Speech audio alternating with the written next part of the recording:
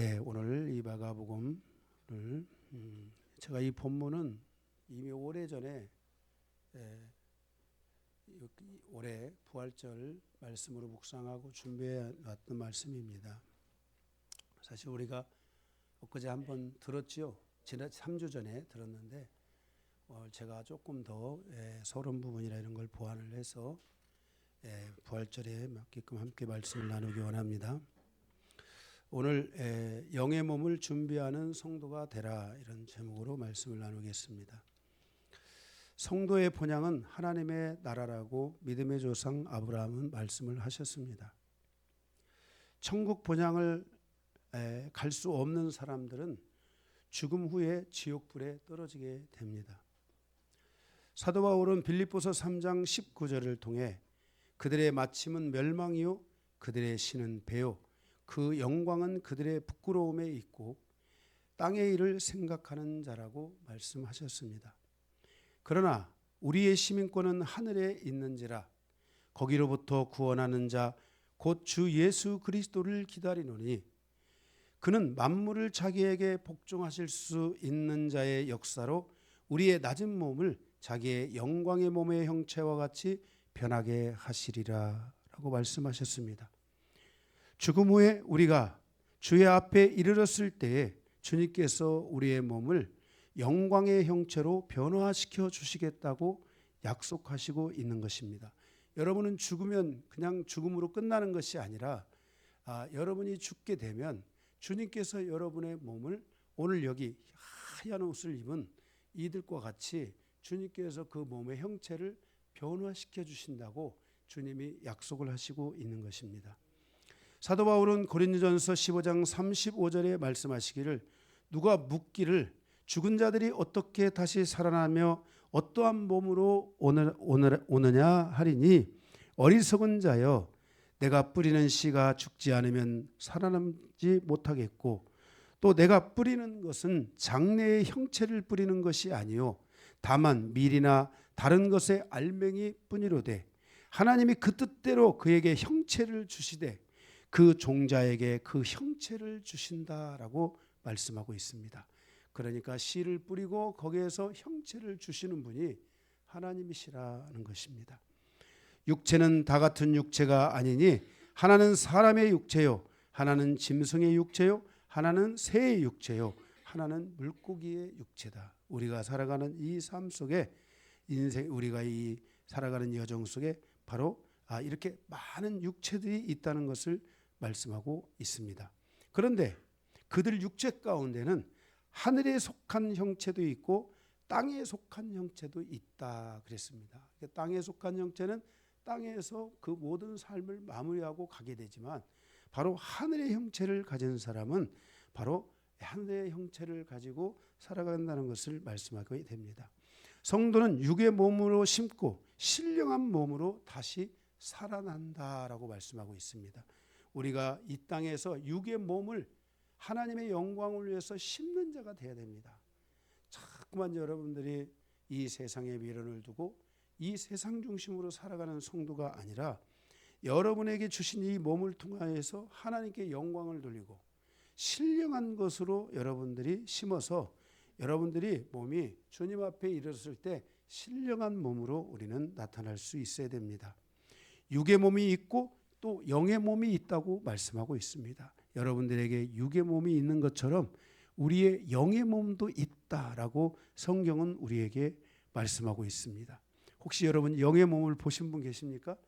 안 보셨죠? 그러니까 여러분들이 영의 몸의 실체를 잘 모르지만 여러분들이 거울을 가셔서 즉 오늘 집에 가셔서 여러분의 모습을 한번 뚜렷하게 보세요. 내가 육의 몸으로 이 땅에 끝날 것 같은지 아니면 그래 나는 내 몸을 가지고 신령한 삶을 살고 하나님의 말씀을 먹고 하나님을 바라고 하나님을 소망하고 하나님을 믿고 살아가기 때문에 나는 영의 몸을 입을 것이다 라는 믿음이 오는지 거울을 가서 보고 여러분들을 한번 잘 판단해 보시기 바랍니다. 주께서 말씀하시기를 보라 내가 너희에게 비밀을 말하노니 우리가 다 잠잘 것이 아니요 마지막 나팔의 순식간에 홀연히 다 변화될 것이다. 호련히 순식간에 우리가 영의 몸을 입게 된다고 말씀하고 있습니다. 그러므로 내 사랑하는 자들아, 형제들아, 견실하며 흔들리지 말며 항상 주의 일에 더욱 힘쓰는 자들이 되라. 이는 너희 수고가 주 안에서 헛되지 않은 줄을 알미라. 그러므로 모든 성도들은 영의 몸을 준비하며 살아가는 성도가 되된다는 것을 다시 한번 기억하며 주님 안에서 견고한 믿음을 가지고 여러분의 몸으로 하나님의 영광을 위해 심어서 신령한 몸으로 영의 몸으로 주님 앞에 이르는 그러한 모든 성도들이 되시기를 바랍니다. 오늘 말씀은 이제 지난 말씀처럼 우리가 다시 한번 우리가 이 말씀을 두 개의 대지로 나눠서 함께 보겠는데요. 우리가 여러분들이 오늘 서론의 말씀처럼 나에게 이 영의 몸이라는 것이 있구나. 나는 영의 몸으로 호련히 변화되어야 되는구나 라는 것을 여러분들이 마음속에 다시 한번 생각하면서 오늘 이 말씀을 다시 한번 들어주시기 바랍니다. 첫 번째 말씀은 부활 전입니다. 부활을 믿지 않는 사람들에게 주는 계시. 예수님이 십자가에 죽으시기 전이기 때문에 예수님은 십자가에 죽으셔야만이 부활하시잖아요. 그런데 지금 이 시점은, 이 성경의 시점은 예수님이 십자가에 죽으시기 전입니다. 그래서 우리가 부활을 믿지 않는 사람들에게 주님께서 이 말씀을 주고 있다는 것입니다. 첫째, 가로 1번. 주님께서 이 헤르몬 산에서 영의 몸으로 변화된 제자들의 영의 몸으로 변화된 예수님의 실체를 통한 계시입니다. 예수님이 영의 몸으로 변화가 되어버리신 겁니다. 지금 이 변형의 그 산에 가서 주님이 영의 몸으로 딱 변화되면서 당신이 이제 영의 몸으로 변화된 모습을 보여줌으로 제자들도 죽으면 죽음으로 끝나는 것이 아니라 뭘로 변한다? 나중에 믿는 자들은 영의 몸으로 변하게 된다라는 것을 주님께서 제자들에게 가르쳐 주신 겁니다. 그러니까 예수님은 제자들에게 영의 몸을 몇 번 보여주신 거예요? 예? 3명의 제자에게 예수님이 영의 몸을 몇 번 보여주셨어요? 2번 보여줬잖아요. 지금 여기서 한번 보여주시고 예수님이 실제 부활한 다음에도 한번 보여주시잖아요. 그런데 그 제자들이 예수님을 알아봤어요? 못 알아봤어요? 못 알아봤어요. 이게 지금 이 말씀을 제대로 못 들었기 때문에 이 자기가 예수님이 영의 몸을 입으신 것을 봤음에도 불구하고 그들이 그것을 잘 깨닫지 못하고 있는 것을 보게 됩니다. 우리가 2절에 보면은 빌립보 가이사랴의 헤르몬 산으로 베드로와 야고보와 요한을 데리고 주님께서 따로 올라가십니다. 그리고 2절에 보니까 그 제자들 앞에서 예수님의 몸이 변형되는 것을 보게 됩니다. 다른 형상으로 바뀝니다. 그런데 예수님이 예수님이죠. 그죠? 예수님이 예수님인데 형상이 달라졌어요? 안 달라졌어요? 육체의 형상을 가진 게 아니라 영의 형상을 가졌는데 그러나 그 예수님의 모습은 그대로 아니에요. 그대로예요. 여러분들이 하나님의 나라에 가서 영의 몸으로 변화돼도 우리가 같이 살지는 않지만 서로 알아볼 수 있을까요? 없을까요? 있다는 거예요. 알아볼 수 있다는 거예요. 그죠? 예, 김봉철 집사님 왔네요. 예, 알 수 있다는 거예요. 예, 다른 게 아니라는 거예요. 네. 그런데 특이한 게 하나 있었습니다. 3절에 보니까 그런데 그 옷이 광채가 나며 빨래로 희게 할 수 없을 만큼 희어졌다. 그러니까 그 변형된 모습에서 입은 옷을 보니까 그 옷이 빨래로 희게 할 수 없을 만큼 하얘졌다는 거예요. 그죠? 얼마나 하얗면 이 정도 하얄까? 우리가 뭐 천사들 사진이나 예수님 다시 오시는 사진을 보면 예수님이 하얀 옷을 입고 오시잖아요. 그죠? 그런 사진이 있잖아요. 얼마나 예수님의 그 모습이 하얗으면은 이렇게 하얀 옷을 입으신 예수님의 모습으로 영의 몸으로 이렇게 예수님이 계신 것을 거기서 보게 되는 겁니다. 바로 이게 영의 몸을 입었을 때의 모습인데 아마도 성경에 있는 말씀으로 보면은 이 옷은 바로 이 세마포 옷이 아닌가 생각합니다. 이 잔치에 대한 비유가 있잖아요. 잔치를 주님이 열어놨는데 거기 보니까 사람들이 왔는데 옷을 안 입은 사람은 쫓겨나요, 안 쫓겨나요? 쫓겨나잖아요. 그죠? 옷을 입은 사람만 그 잔치에 초대를 받을 수 있다는 거예요. 이와 같이 여러분들도 이 의의 옷, 이 영의 몸을 여러분들이 입었는지 입을 것인지, 나도 죽으면 나도 반드시 이 영의 몸을 입을 것이다 라는 이러한 여러분들이 믿음의 준비가 있어야 되고 믿음의 확신이 여러분들에게 반드시 있어야만 한다는 것입니다. 만약 여러분들이 여기에 대해서 조금이라도 의심이 간다면 정말 요즘 같은 때는 그죠? 무슨 일이 일어날지 모르죠. 그죠? 대한민국도 다 안전한 곳이 아닙니다.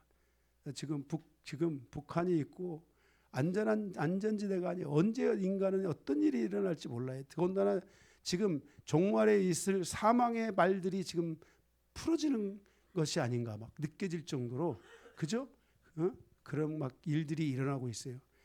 그래서 정말 이렇게 우리가 이러한 시대를 살아가면서 여러분들이 예수 믿고 살아간다는 거, 예수님을 믿는다는 게 얼마나 소중한 것인가 하는 것을 여러분들이 기억하면서 여러분들도 이 영의 몸, 이 세마포 의의 옷을 여러분들이 주님께서 여러분들에게 믿는 자에게 이 옷을 주셨다는 것을 기억하고 나의 믿음이 견고한지 하나님 앞에 정말 이 옷을 입기에 합당한지 우리가 우리 자신을 돌아보면서 하나님 앞에 나가야 될 줄로 믿습니다. 그런데 4절에 보니까 예수님께서 엘리야와 모세와 함께 대화를 하고 계십니다. 그때 베드로가 예수님께 말을 합니다. 5절에 보면은 말하는데 5절에 예수께서 베드로가 예수께 고하여 이르되 라삐여 우리가 여기다 초막셋을 짓고 하나는 주를 위하여 하나는 모세를 위하여 하나는 엘리야를 위하여 합시다 라고 이렇게 여기서 살자라는 거예요. 그것이 그 변형된 산이 얼마나 정말 그 아름다운 모습이었으면은 베드로가 거기서 그냥 살자고 했을까? 응? 그냥 살자고 했을까? 정말 그 우리의 인간의 몸이 영의 몸을 입어 변화된다는 그 순간은 정말 어마어마한 축복의 순간이라는 것을 꼭 기억해야 됩니다. 정말 다시는 이 땅에 오고 싶지 않은 몸으로 우리가 변화되어 주님 앞에 이르게 된다는 것입니다. 그래서 이렇게 거기다 초막셋을 짓자고 하는데 그때 하늘에서 소리가 납니다.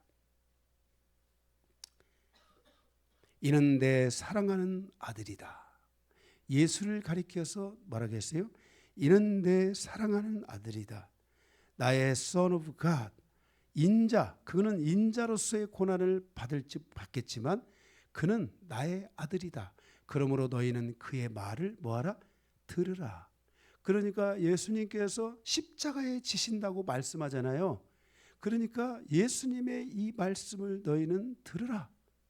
그는 나의 아들이기 때문에 다시 말해서 메시아이다.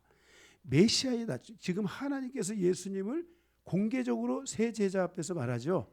예수님이 뭐라는 거예요? 메시아이다. 그리스도다. 이렇게 메시아다라고 이렇게 선포하시면서 그의 말을 따르라고 그가 시키는 대로 너희는 다 하라고 이렇게 그 하나님께서 아버지께서 제자들에게 말씀하시는 것을 보게 됩니다. 9절에서 13절에 보면 이렇게 이 변형산에서 있었던 이 이야기를 경험하고 그들이 이제 내려옵니다. 예수님께서 산에서 내려오면서 엘리야에 대한 것을 말씀하시게 됩니다. 9절에 보면 그들이 산에서 내려올 때에 예수께서 경고하시되 인자가 죽은 자 가운데서 살아날 때까지는 본 것을 아무에게도 뭐하라? 이르지 말라. 지금 예수님이 지금 변화된 모습을 보여주신 것은 그것보다도 더 중요한 일이 있죠. 예수님이 자신의 영의 몸을 입은 것을 보여주신 것보다도 더 중요한 것이 뭐냐면은 예수님이 인류를 위하여 인간을 위해서 세상을 위해서 십자가에 죽으시는 겁니다. 그렇죠? 십자가에서 죽으시는 거잖아요. 만약에 이러한 그 산에서 있었던 변형산에서 있었던 영의 몸을 입은 이러한 것만 만약에 잘못 보여준다면 이들이 완전히 이다 이상한 것들이다. 하나님을 갖다가 모독한다 하면서 예수님을 돌로 쳐서 죽일 수도 있잖아요. 그러니까 인자가 십자가를 지기까지는, 하나님의 뜻이 이루어질 때까지는 본 것을 아무에게도 이르지 말라, 이렇게 말합니다. 10절, 그들이 이 말씀을 마음에 두매 서로 문의하되 죽은 자 가운데서 살아나는 것이 무엇일까 하고 그랬어요. 죽은 자 가운데서 살아나는 것이 뭐야? 자, 여러분에게 한번 물어보세요. 죽은 자 가운데서 살아나는 게 뭐지? 물어보세요. 죽었다가 살아날 수 있어? 얘기해 보세요. 죽었다가 살아날 수 있어? 예. 죽었다가 살아난대. 그러니 신앙생활 잘해라. 얘기해 주세요.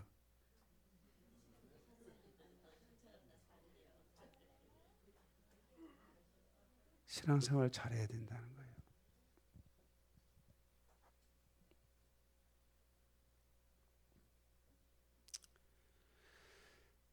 11절에 이에 예수께서 붙잡아 이르되 어찌하여 서기관들이 엘리야가 먼저 와야 하리이까 그랬어요. 서기관들은 이 헤롯 대왕으로부터 시작해서 예수님을 메시아로 인정하지 않고 지금 엘리야가 먼저 와야 하리까 그랬어요. 그래서 이거는 무슨 말이냐면은 어려운 말인데, 지금 이들이 그 세례 요한을 죽였잖아요. 그러니까 예수님을 이제 세례 요한 또는 엘리야다 그랬어요. 예, 세례 요한 뭐예요? 엘리야다 그랬어요. 그러니까 엘리야가 엘리야 예수님을 뭘로 그들이 지칭하고 있는 거예요? 예수님을 엘리야로, 선지자로 이게 높이는 게 아니라 낮추려고 하고 있는 것을 우리가 여기서 볼 수 있게 되는 것입니다. 엘리야가 아니라고 그들이 그래서 베드로도 이 변향산에서 예수님과 누가 봤어? 그 베드로가 누구를 봤어? 예수님과 엘리야와 모세를 봤잖아요.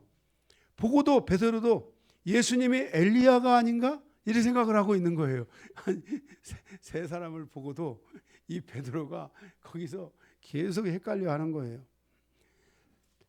제자들은 아직 예수님의 실체를 완벽하게 이해하지 못하고 있었다는 것입니다. 그만큼 유대 사회 안에서 예수님은 세례 요한이 환생했다, 엘리야다, 엘리야가 살아서 왔다 하는 등 예수 그리스도를 메시아로 온전히 받아들이지 못하고 예수님을 이렇게 선지자와 같은 어떤 존재로 이렇게 낮춰서 대하려고 하는 이런 모습이 유대 사회에 얼마나 충만하게 있었느냐. 실질적으로 저는 제가 이제 이 문헌에 보게 되면은 예수님이 오실 그 당시에 이 그리스도라고 하는 그리스도파, 메시아파가 14개가 있었다고 합니다. 다 나도 메시아다, 나도 메시아다, 나도 그리스도다, 나도 그리스도다 하면서 그런 이단적인 흐름이 바로 14개 정도가 있었다고 합니다. 13절에 그러자 예수님은 엘리야가 왔는데 사람들이 엘리야를 함부로 대했다라고 말씀하고 있는 것입니다. 엘리야가 왔는데 사람들이 함부로 대했다. 그러니까 이 엘리야가 언제 왔어?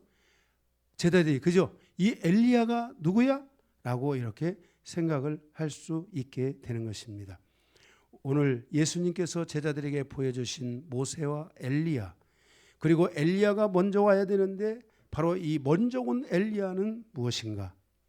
바로 모세와 이 엘리야는 주의 길을 예비하는 사람입니다. 모세는 율법의 대표이며 엘리야는 선지자의 대표로서 세례 요한을 가리킨다라고 신약 성경은 이미 우리에게 말씀하여 주고 있습니다. 세례 요한은 구약의 선지자로서 모세 시대의 마지막 선지자이며 그는 이제 다시 오시겠다고 약속하신 메시아의 길을 예비하기 위해서 오신 바로 세례 요한을 가리키고 있는 것입니다. 말라기 4장 5절에 보면 보라 여호와의 크고 두려운 날이 이르기 전에 보라 여호와의 크고 두려운 날이 이르기 전에, 종말이죠. 그죠? 내가 선지자 엘리야를 너에게 보내리니 그랬어요. 누구를 보내요? 선지자 엘리야를 보내리니. 누가복음 이에 대하여 누가복음 1장 17절에 그가 세례 요한이죠. 또 엘리야의 심정과 능력으로 주 앞에 먼저 와서 아버지의 마음을 자식에게로 돌이키고 자녀들의 마음을 아버지께로 돌이키게 하리라 돌이키지 아니하면 두렵건대 내가 와서 저주로 그 땅을 칠까 하노라라고 말씀을 하고 있습니다. 그러니까 바로 이 세례 요한이 바로 이 크고 두려운 날에 선지자 엘리야가 먼저 와서 예수 그리스도의 길을 예비하게 되고 그 선지자가 와서 너희들 모두가 다 하나님께로 나올 수 있도록, 부모는 자식이 하나님께로 나오게 되고 자녀는 부모들이 하나님께로 나올 수 있도록 해야만 한다는 것을 말씀하고 있습니다. 그래서 예수를 믿어야 된다는 거예요. 그래서 세례 요한이 실질적으로 예수님보다 6개월 먼저 와서 백성들을 회개하라고 깨우기 시작합니다. 회개하라 천국이 가까웠노라, 회개하라 천국이 가까웠노라 하면서 깨면서 그들이 와서 회개하고 세례를 받도록 하는 이 일을 세례 요한이 먼저 6개월 전부터 요단강에서 세례를 주면서 백성들을 깨우는 것을 보게 됩니다.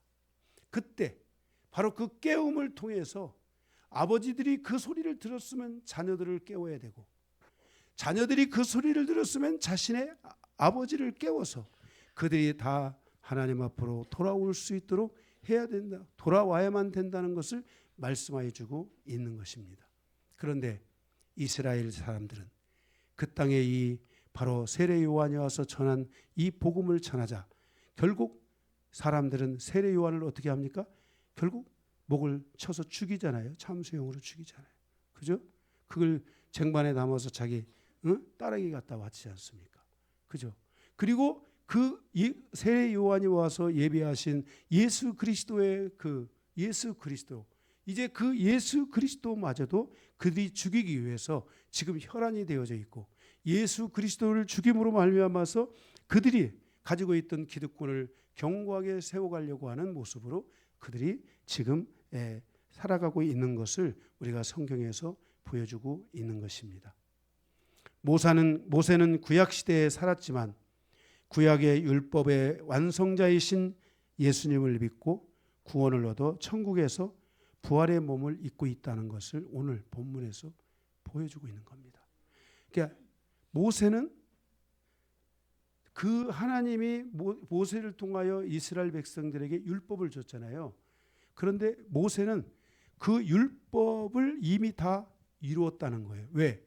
하나님을 믿으니까, 하나님의 말씀을 믿으니까. 그래서 모세는 모든 백성을 하나님의 말씀의 생명 앞으로 인도하잖아요. 그죠? 죽을 때까지 그렇게 인도하잖아요. 그런데 지금 그 모세가 이스라엘 사람들은 지금도 모세가 어떻게 하고 있는지를 몰라요. 어디에 묻혀 있는지, 어딘가에 묻혀 있을 것이다, 어딘가에 죽어서 파묻혀 있을 것이다. 모세는 신비로운 존재라서, 무슨 갯불은 얼마나 신비롭다고, 모세는 신비로운 존재라서 그의 죽음이 없다, 무덤이 없다 막 하면서 모세를 다 추앙하고 막 높이려고 하잖아요. 그죠? 예수님은 누구보다 뛰어나다겠어요? 모세보다 뛰어나다겠잖아요. 그렇죠? 그런데 지금 예수님께서 제자들을 데리고 가셔서 모세의 모습을 보여준 거예요. 그런데 모세가 지금 부활한 영의 몸을 입고 있는 거예요. 영의 몸을 입고 있는 거예요. 엘리야를 보여주신 것은 이 엘리야가 세례 요한을 대신하고 있는데, 세례 요한은 순교했어야 하는 생각이 있어요. 순교했잖아요. 순교했는데 그가 죽음으로써 그의 삶이 끝난 게 아니라 세례 요한이 순교했지만 그가 뭘 하고 있어요? 바로 영의 몸을 입고 있는 걸 보여준 거예요. 구약의 엘리야도 영의 몸을 입고 있겠지만은 엘리야와 같은 모습으로 이 땅에 온 이 세례 요한, 그죠? 세례 요한도 지금 뭐예요? 영의 몸을 입고 있다는 거예요. 우리가 이 부활절 감사 예배를 드리면서 내가 하나님 앞에 믿음을 가지고 살아가는 날 동안 부활이 없다면 그 사람들은 가장 불쌍한 사람들이라고 고린도전서 15장에 말씀하고 있어요. 그런데 만약 부활이 있다면 예수를 믿고 살아가는 사람들은 최고의 축복을 얻은 것이다. 왜? 우리는 죽어든 살아든 예수가 오시는 그날에 영의 몸을 입을 것이기 때문이라는 것을 말씀해 주고 있는 것입니다. 그래서 이제 예수님도 고난을 받아 십자가에 죽으시겠지만 모세와 엘리야처럼 부활의 몸을 입게 될 것이라고 제자들에게 미리 보여준 것입니다. 내가 죽을 것이다. 죽지만 한번 말씀하셨잖아요. 내가 죽겠지만 십자가에 내가 죽겠지만은 나도 이들과 같이 영의 몸을 가지고 나도 다시 하나님 앞에 이르게 될 것이다. 그러니까 너희도 예수를 잘 믿고 나를 잘 믿고 너희도 이 영의 몸을 입게 된다는 사실을 확신하고 너희가 믿음의 삶을 온전히 살아가야 된다는 걸 제자들에게 보여주고 있는 거예요. 그런데도 제자들이 그걸 지금 잘 깨닫지 못하잖아요. 여러분들도 영의 몸을 입는다니까 잘 깨달아집니까? 응? 잘 깨달아져요? 예. 여러분들이 정말 우리 성도들은 아마 다 깨달아질 거야. 그죠? 영의 몸을 입는다는 것이 다 깨달아질 거야. 저 여러분들이 깨달아지지는 않아도 믿으셔야 됩니다. 믿어야 돼요. 다 믿어야 돼요. 중요한 겁니다. 이것을 통해 주님은 제자들이 자신에게 주어진 사명을 잘 감당하고 천국에 입성하여 부활의 몸을 입게 된다는 것을 주님께서 미리 계시하여 보여주고 있는 것입니다. 영광교회 성도들도 이 계시의 말씀을 통해 이 땅에서 성도로서의 사명을 마치고 천국에 입성하여 부활의 몸을 입게 된다는 것을 깨닫고 믿고 확신함으로 어떠한 상황에서도 믿음에 흔들리지 않고 자신의 믿음을 견고하게 마지막까지 지켜가야 할 줄로 믿습니다. 부활을 믿지 않는 사람들에 대한 성경의 계시입니다. 예수님은 왜 모세를 보여주신 것인가? 모세가 부활의 몸을 입고 예수님 하나님의 품에 영광 중에 있는 것을 보여주신 이유가 무엇인가? 그것은 모세에 대한 사단의 공격이 있었기 때문이라는 것입니다. 사단의 공격으로 말미암아 많은 그 사단의 세력들이 과거로부터 현재까지 모세에 대한 유언비어를 퍼뜨려 놓고 있다는 것입니다. 율법은 절대적이고 신비한 것이기 때문에 하나님께서 모세를 감추었다는 것입니다. 무슨 율법이 뭐가 얼마나 신비하고 위대한 거예요? 하나님께서 진짜 아브라함과 맺은 언약을 주시려고 했지만은 도저히 그들이 너무나 죄악이 깊고 우상 숭배가 깊어가지고 하나님께서 그들에게 아브라함과 맺은 언약을 줄 수가 있었어요, 없었어요? 없었어요. 그래서 하나님께서 모세와 언약을 맺고 모세를 통해서 율법을 주신 거잖아요. 그죠? 그런데 그것들은 그것을 너무 포장을 합니다. 지금도 이스라엘 땅은 자신들이 받은 이 율법을 얼마나 포장하는지 모릅니다. 자기들은 선민이고 뭐고 그러니까 뭐 자기들은 어쩌고 저쩌고 다 포장을 하고 있지만은 우리가 하나님의 구원이라는 관점에서 보게 되면은 정말 그 포장 가지고 구원받는 게 아니잖아요. 그죠? 하나님의 구원에는 이방인이나 유대인이나 다를 게 하나도 없습니다. 예수를 믿어야 되는 거예요. 네. 이렇게 우리가 정말 그 율법은 그래서 절대적이고 신비한 것이기 때문에 바로 하나님께서 모세를 감췄다라는 이러한 그 사단의 이러한 그 유언비어들이 사람들에 의해서 막 돌아다니는 겁니다. 그리고 모세는 사막 어딘가에 묻혀 있다는 설도 있고요. 모세가 부활했다고 믿지 못하고 모세는 영원한 신비로운 존재로 남아내서 유대인들의 선지자가 되어 그들의 마음에 영원히 간직하게 하였다는 이 소문과 함께 이런 신비설을 가지고 있는 거예요. 그래서 유대 사회에 가보면은 이 사람들은 모세를 아주 끔찍하게 생각해요. 모세. 아주 간단한 문제를 즉 모세는 죽어서 부활의 몸을 가졌는데 모세의 죽음을 포장하여 율법의 영웅으로 세워가려고 한다는 것입니다. 모세는 어떻게 부활의 몸을 얻을 수 있었는가? 모세는 하나님을 보고 하나님을 믿었기 때문입니다. 그는 떨기나무 가운데 나타난 하나님을 보았습니다. 그는 그 이스라엘 백성들이 다 땅에서 무서워 떨고 있을 때 모세는 하늘의 중턱에 가서 하나님의 음성을 듣고 소리를 듣고 하나님 앞에 임재 안에 나아갔습니다. 그는 시내산에 올라갔을 때 그 산의 정상에서 그는 하나님을 목격했습니다. 물론 하나님을 본 자는 죽기 때문에 그 목격은 하나님의 음성을 들은 것인지 뭔지는 모르지만 우리가 다 판단할 수는 없지만은 하나님을 만난 것은 분명합니다. 그렇기 때문에 모세에게는 하나님을 만났기 때문에 율법은 아무런 의미가 없습니다. 하나님의 이 은혜를 체험하는 자, 하나님의 이 영의 은혜를 체험하는 자들에게 율법은 아무 의미가 없는 겁니다. 왜 율법으로 살아야 됩니까? 율법은 계속 나를 초등학교 학생으로 몰아넣는데, 율법은 나를 초등학교 6학년 학생으로 가두는 겁니다. 우리가 진정한 믿음의 자유자가 되고 믿음의 해방자가 되고 믿음의 정말 영광을 위해서 살아가는 사람들은 율법에서 벗어나야 되는 것입니다. 절대로 모세는 이 율법에 갇혀있던 사람이 아니라는 것을 우리는 기억해야 됩니다. 모세는 아브라함이 하나님을 믿고 하나님의 말씀을 믿은 것처럼 모세도 아브라함과 같은 믿음을 가졌습니다. 비록 모세가 율법의 계시를 이스라엘 백성들에게 갖다 주었지만 모세는 개인적으로 율법이 아닌 주님을 시내산에서 보았고 주님을 믿었습니다. 그래서 모세를 통하여 나타난 광야의 모든 기적은 율법을 통해서 얻어진 것이 아니라 하나님께서 성령으로 이루어 주신 신령한 것들이라고 고린도전서 10장에서 말씀하고 있습니다. 모세는 이 모든 것들이 하나님의 성령이 주신 기적이라고 믿었지만 하나님을 온전히 믿지 못하는 이스라엘 백성들은 이 기적을 누구의 기적으로 봤습니까? 모세의 기적으로 봤기 때문에 그들이 뭔가가 또 떨어지고 뭔가가 없으면 모세에게 와서 또 그것을 달라고, 기적을 일으켜 달라고 계속해서 모세를 추궁하는 것을 보게 됩니다.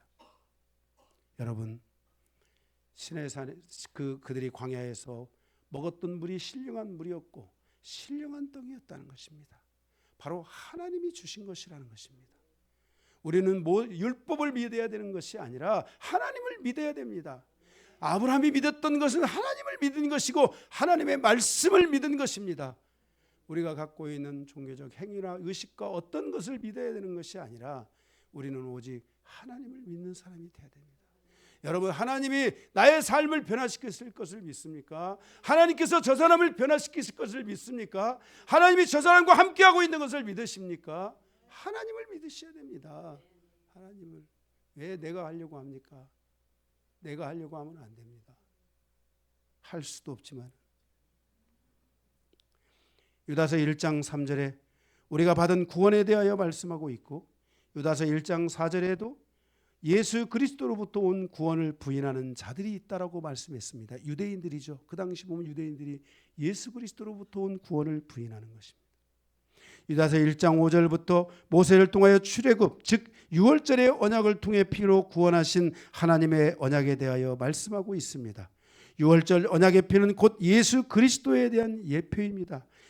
양의 피가 죄를 사하는 것이 아니라 양을 통한 언약의 피가 죄를 사하는 것입니다. 바로 그 언약의 피, 양을 통한 그 언약의 피가 예수의 피인 것입니다. 유다서 1장 7절 8절에 보면 소돔과 고모라에 있던 사람들처럼 어떤 이들이 부활의 몸으로 변화되어야 할 몸을 더럽히는 자들이 있다 그랬습니다. 그러므로 우리는 부활의 믿음을 가진 사람들은 자신의 몸을 더럽히면 안 된다는 것입니다. 그래서 하나님의 부활과 하나님이 주신 몸의 영광을 더럽히고 비방하는 자들이 있는데 우리는 이와 같은 죄를 범하면 절대로 안 된다는 것을 말씀해 주고 있는 것입니다. 9절에 보면, 유다서 9절에 보게 되면 모세의 시체에 대하여 마귀가 유언비어를 갖게 했다고 말씀하고 있습니다. 그런데 오늘 변형산에서 예수님은 사단의 비방이 얼마나 얼마나 많은 그 사람들을 미혹하여 이 부활에 대한 믿음을 갖지 못하게 하고 있는지를 깨우쳐 주고 있습니다. 유대인의 지도자들인 사두개인들, 즉 제사장 그룹에 속한 사람들은 백성을 미혹하여 야, 율법이 최고다라고 말하기 때문에, 그죠? 모세를 최고라고 말하기 때문에 그들을 미혹하여 부활을 믿지 못하게 하고 있다는 것입니다. 모세는 거룩한 심령이 되어 땅의 어딘가에 묻혀 있다. 부활을 못 믿는 거예요. 그래서 사두개인들은 지금 이스라엘 사람들 있잖아요. 그들 가운데 사두개파에 속한 사람들은 부활을 믿을까요, 안 믿을까요? 안 믿어요. 부활을 안 믿어요.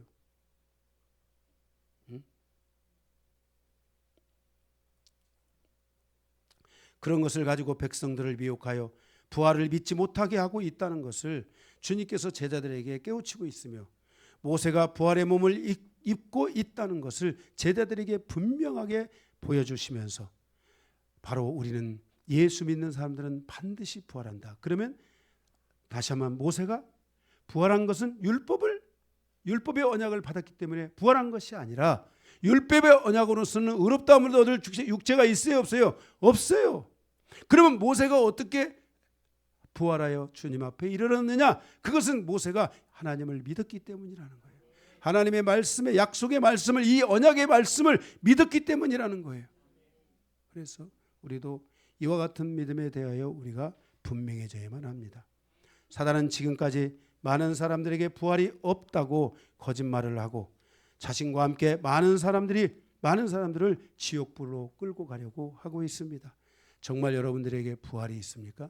저는 제가 교회 가서 예수님이 나를 위해 십자가에 죽으시고 3일 만에 부활하시며 다시 내가 부활한다는 이 믿음을 내가 믿게 되었을 때, 저는 그때부터 가족들을 위해 기도하기 시작했습니다. 왜냐하면 비록 내 육신의 가족이지만은 저들이 영원한 멸망에 이르러서는 안 되겠다. 지옥불로 떨어지는 것을 내가 방관해서는 안 되지. 하나님의 복음을 먼저 들은 자로서 그들의 영혼이 구원받기를 위해 기도해야 되겠다고 생각하며 그들을 위해 15년간을 기도했습니다. 하나님께서 우리에게 주신 육체는 그냥 썩어서 없어질 육체가 아니라 영원한 부활의 몸으로 변화될 영광스러운 몸이라는 것을 모든 성도들은 분명하게 알고 믿고 확신하여 우리의 몸을 주님 오시는 그날까지 지킬 수 있는 성도가 되어야만 한다는 것입니다. 절대로 마귀가 우리의 몸을 공격할 때 그것에 넘어지지 말아야 합니다. 특히 사탄은 마지막 때에 우리의 몸에 짐승의 표식을 통해 우리의 몸을 공격하려고 할 것입니다. 그때 여러분들은 그 짐승의 표식, 사람의 수 666, 그것이 뭔지는 우리는 지금 모릅니다. 그러나 그것이 우리 인간이 살아가는 삶의 경제와 관계가 있다고 그랬습니다. 생활과 관계가 있습니다. 그 표식이 없으면 생활을 할 수 없다는 겁니다. 물건을 살 수 없다는 것입니다. 그런 날이 온다는 것입니다. 오고 있는 것 같습니까? 얼마나 지금 그런 날이 가까우는지 우리의 지금 예측을 이미 벗어나서 우리가 살아가는 이 시대는 무서운 시대가 우리에게 다가오고 있습니다. 만약 여러분에게 누군가가 여러분의 몸에 이것을 주입해야만이 당신이 살 수 있습니다, 이때 말하면 이것은 주님이 오시길 종말의 끝이라는 것을 여러분들이 기억하고 절대로 여러분 그 표식을 받으면 안 됩니다. 지금 그런 것들이 준비되어져 있습니다. 절대로 우리는 우리의 몸에 짐승의 표식에 우리의 몸에 절대로 가져서는 안 된다는 것을 기억하시기 바랍니다. 아마 이마나 오른손이나 정해서 할 겁니다. 왜냐하면 일률적으로 해야 되니까. 뭐 어떤 사람은 옆구리에 맞고 어떤 사람은 머리 맞고 어떤 사람은 이렇게 맞으면 얼마나 체계가 불편하겠습니까? 여러분 보세요. 아파트에 들어갈 때 세티카 주죠. 오른쪽 왼쪽 위에다가 붙여주세요. 그거 딱 나와 있습니다. 그래서 다 모든 차들은 우리 여기 꿈에 그리는 아파트 여기도 모든 차들은 다 세티카가 그 왼쪽 우회인가 그 오른쪽 우회인가 거기에 딱 붙어 있습니다. 그래야 문이 착 열립니다. 그런 것처럼 앞으로 살아가는 인간의 세계, 사단의 마지막 종말적 사고 안에, 종말적 그러한 역사 안에서 사람의 오른손이가 될지 이마가 될지 어딘가는 모르지만 성경은 오른손과 이마라고 나와 있습니다. 그 어딘가에 뭔가를 여러분이 맞아야만이, 주사를 맞아야만이, 거기에 칩, 요즘 여러분 그 나노 칩이 뭔가 그 있잖아요. 사람의 눈으로 볼 수 없는 점과 같은 그런 칩들이 나와 있습니다. 어마어마하게 작은 칩들이. 그런 칩을 맞아야 된다. 그러면 여러분 어떻게 해야 되겠어요? 잘해야 됩니다. 여러분의 자녀들에게도 잘 가르쳐야 됩니다. 마지막 때의 신앙생활은 정말 종말적 그러한 그 상황 속에서 우리가 살아가는 시대이기 때문에 믿음 없는 자는 죽을 것이고 믿음 있는 자는 살 것이라고 주님이 말씀하셨습니다. 그래서 우리가 이러한 것들에 대해서 지식 없는 자가 되지 말고 지식 있는 자가 되어, 그 호세아서에 보면 말씀이 있잖아요. 내 백성이 지식이 없으므로 망하는도다. 지식이 있었으면 망하지 않았을 텐데 내 백성이 지식이 없으므로 망하였다라고 말씀하고 있는 것을 기억해야 됩니다. 그러므로 성도들은 종말의 시대에 다가올 짐승의 표식을 우리의 몸에 받아도 절대로 안 될 것이며, 여러분의 가족들을 지옥불로 던지든지 아니면 여러분들이 그들을 구원해내든지, 여러분들은 오늘 이 말씀을 들으면서 다시 한번 여러분의 심령 안에 저들에게 내가 밥 한 끼 주는 것도 중요하지만 내가 저들에게 복음을 전하고 하나님 믿게 하는 것은 얼마나 더 중요한 것인가 하는 것들을 여러분의 마음에 새게 될 줄로 믿습니다. 마지막 두 번째, 부활 후입니다. 예수님의 부활을 믿는 사람들에게 주시는 계시입니다. 여러분 예수님의 부활을 믿으시죠? 부활을 믿는 사람들에게 주시는 두 가지 계시, 두 가지가 있는데, 첫째, 가로 1번, 십자가에 대한 믿음이 중요하다는 것입니다. 베드로후서 1장 8절에 보면 이런 것이 너희에게서 흡족한즉 너희로 우리 주 예수 그리스도를 알기에 게으르지 않고 열매 없는 자가 되지 않게 하려 함이라 그랬습니다. 예수님에 대해서 우리가 정확히 알아야 한다는 것입니다. 예수님의 부활이 이루어진 이후로 어떤 음성이나 어떤 환상이나 예수님에 대한 어떤 예언보다 더 중요한 것이 예수님의 실체에 대한 믿음인데, 그잖아요. 허상이 아니잖아요. 실체잖아요. 그 믿음의 가장 중심부에 있는 실체, 예수님에게 가장 중요한 실체, 그것은 바로 십자가 복음 아니겠습니까? 그래서 여러분들이 예수님이 십자가에서 나를 위해 피 흘려 주셨다. 그리고 나의 죄를 용서했다. 얘기해 주세요. 옆에 있는 분에게. 예수님이 십자가에서 나를 위해 피 흘리셨습니다. 그리고 나의 죄를 용서하셨습니다. 이게 엄청나게 중요합니다. 여러분들 집에 들어가기 위해서는 비밀번호가 있어야 되잖아요. 그죠? 비밀번호 간단한데 이거 없으면 못 들어가잖아요. 폴리갑이 화행장에서 순교를 당하기 전에 그 로마의 군대가 와서 말합니다. 당신이 예수가 없다고 말하면 살려주겠다. 예수를 믿지 않는다고 하면 살려주겠다. 이게 굉장히 간단한 대답이잖아요. 문장이 긴 것도 아니고 아주 짧은 문장입니다. 예수가 없다고 말하면 살려주마. 13자에 불과합니다. 그런데 폴리갑은 13자로 말했습니다. 나는 절대로 예수를 부인할 수 없다. 14자네. 이 간단한 문장. 예수님이 십자가에서 나를 위해 피 흘리시고 그 예수님의 피가 나의 죄를 용서했다는 이 믿음에 대한 은혜가 여러분에게 깊어져야 됩니다. 단순한 지식이 아니라 이것을 생각하면 주님께 감사가 있고, 이것을 생각하면 주님이 생각나고, 나를 위해 구원하기 위해 십자가를 지신 그 예수님의 마음이 느껴질 수 있는 그런 여러분에게 확신, 그런 은혜가 있어야 될 줄로 믿습니다. 이 십자가에 대한 믿음과 고백과 확신을 가지고 있는 성도는 십자가 앞에 자신의 오염된 몸을 가지고 나아가서 회개의 기도를 할 수 있게 됩니다. 자기 자신을 늘 돌아보는 것입니다.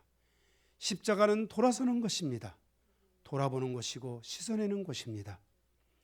그냥 단순히 내가 예수님의 십자가를 지식으로 알고 있는 것이 아니라 지식으로 알았다가도 이 십자가가 믿어지게 되면 그는 늘 자신을 십자가에서 씻어내는 것입니다. 주님이 나의 죄를 용서하신 것이 사실이지만 나의 믿음을 마지막까지 지켜줄 수 있는 것, 그것은 바로 주님의 십자가라는 것을 기억하시기 바랍니다. 오늘 예수님께서 우리에게 보여주고 있는 영의 몸, 즉 부활의 몸을 보여주셨는데, 주님께서 이것을 보여주고 있는 때가 예수님께서 십자가를 부활하시기 전입니다. 즉 예수님이 부활하시기 전에 자신의 몸이 이제 십자가에서 죽으시고 이 죽음을 이기고 비로소 부활의 몸으로 가는데, 십자가가 없는 사람은 부활로 갈 수 없다는 것입니다. 십자가에 대한 믿음이 견고하지 않은 사람은 부활의 믿음이 흔들린다는 것입니다. 부활의 몸이 흔들린다는 것은 늘 자신의 육체를 하나님의 영광을 위해서 사용하지 못하고 세상을 위해 빠뜨리고 세상을 위해서 살아가게 된다는 것입니다. 전 여러분들이 십자가의 확신만큼 부활의 삶이 여러분에게 있어지기를 주님의 이름으로 축복합니다. 십자가의 사건과 함께 예수님은 부활하시고 부활의 몸을 갖게 될 것을 믿은 것입니다. 오늘 우리도 십자가에 대한 믿음과 확신을 가지고 살아가는 것을 점검해야 합니다. 언젠가는 나도 죽겠지만 죽을지라도 부활의 몸, 즉 영의 몸을 갖게 된다는 확신 가운데서 자신의 신앙을 돌아보고 자신의 믿음의 삶을 돌아보는 그러한 자신의 육신과 자신의 영혼을 씻어낼 수 있는 그런 성도로서 살아가야만 한다는 것입니다. 거기에 눈물이 필요하다면 눈물로써 자신을 씻으십시오. 주님 앞에 늘 끊임없이 자기를 돌아보며 자신을 씻어내는 그러한 성도로서의 삶을 살아가야 하는 것입니다. 이것을 깨닫게 하시기 위하여 주님은 영의 몸으로 변화된 모습을 제자들에게 보여주셨습니다. 그러므로 우리도 예수님을 보지 못했지만 본 것과 같이 우리도 부활에 이르게 될 것을 믿고 부활의 몸을 갖게 될 것을 믿고 오늘 이 십자가의 이 복음 안에서 여러분들이 더 견고해지고 여러분의 정말 신앙이 더 온전해지는 은혜가 있기를 바랍니다. 두 번째로는 말씀을 통해서 자신의 영혼 몸을 빛 가운데로 인도해 가야만 한다는 것입니다. 베드로후서 1장 19절에서 21절입니다. 첫째, 동그라미 1번 19절, 성도는 말씀을 통해서 자신의 몸이 어두운 상태를 자신의 몸의 어두운 데를 비추므로 자기 안에 어떤 어둠을 몰아내고 빛 가운데로 나아가는 신앙이 됩니다. 말씀을 통해 자기를 더 비춰야 됩니다. 말씀이 빛이잖아요. 주의 말씀이 내 발의 등이요 내 길의 빛이다 그랬지 않습니까? 계속 말씀을 통해 나를 비춰줘야 돼요. 그래서 내가 빛 가운데 가는 신앙이 돼야 돼요. 자신의 영혼 몸을 말씀으로 지켜서 빛과 소금이 되어가는 성도가 되어야만 한다는 것입니다. 동그라미 2번 마지막입니다.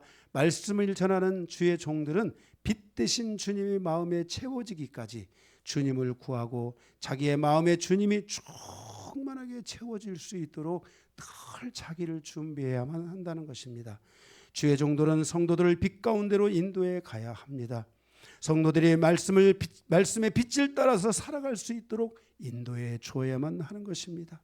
그래서 먼저 주의 종이 마음의 빛 대신 주님이 임하고 그 주님의 은혜를 그 은혜로 그 말씀을 볼 수 있어야 말씀이 빛이 나는 겁니다.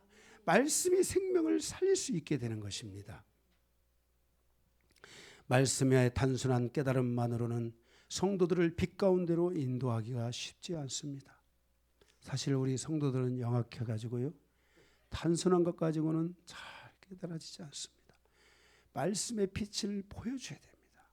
그리고 말씀을 들고 서서 전할 때 그 말씀의 빛이 그 주의 종에게서 비춰지도록 노력을 해야 합니다.